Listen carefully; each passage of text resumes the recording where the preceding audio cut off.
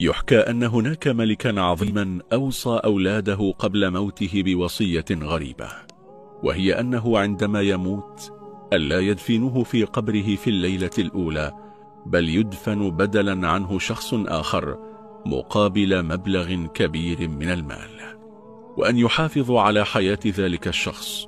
فكان الملك يعتقد بأن ذلك سينجيه من فتنة القبر وسؤال الملكين منكر ونكير في الليلة الأولى. وبعد فترة مات الملك، وأراد أولاده تنفيذ وصيته، فأخذوا يبحثون في القصر بين الخدم والجند من يتبرع بهذه الليلة مقابل مبلغ كبير من المال، فلم يجدوا أحدا يقبل بذلك.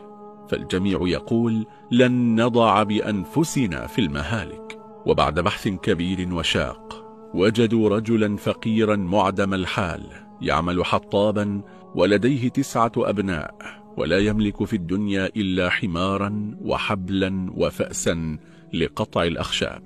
فطلبوا من هذا الرجل أن يبيت في القبر ليلة واحدة بدل الملك مقابل مبلغ كبير، لكنه رفض في بداية الأمر، وزادوا المبلغ كثيرا وأقنعوه أنها مجرد ليلة ستنقضي بسرعة، ويصبح بعدها من الأغنياء ويرتقي بعائلته من الفقر، وأنه سيكون من الأمراء.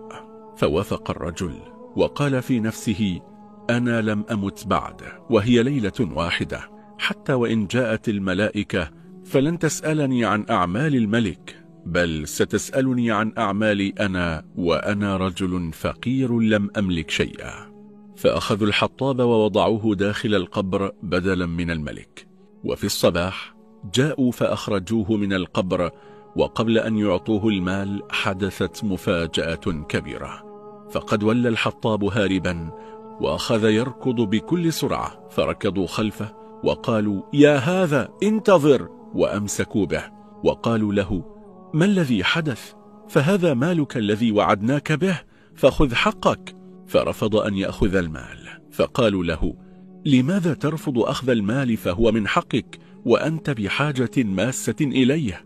فقال كيف آخذ المال وأنا في حياتي كلها لا أملك سوى حمار وحبل وفأس، وفي الليلة الماضية أتاني شخصان يسألاني من أول ما وضعتموني في القبر إلى أن أتيتم وفتحتم القبر من أين أتيت بالحمار، وبكم اشتريته، ومن أين لك المال، وهل هو مخمس أم مزكى عنه، وفي أي أرض يرعى حمارك، وهل استأذنت صاحب الأرض، ومن أين لك بالفأس، ومن أين حصلت على المال، والحبل أين وجدته، وهل مال الحبل حلال، وأين تحطبه، وهل مسموح لك أن تحطب وتقطع الأشجار، وبكم تبيع الحطب، وكيف ولمن ولم وهل وغير ذلك كثير. هذا كله وأنا كل ما أملكه هو حمار وفأس وحبل، وليلة بكاملها يسألاني عنها، فماذا يكون حالي لو أخذت هذا المال كله؟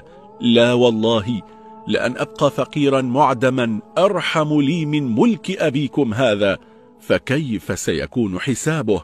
قال الله تعالى يوم لا ينفع مال ولا بنون إلا من أتى الله بقلب سليم.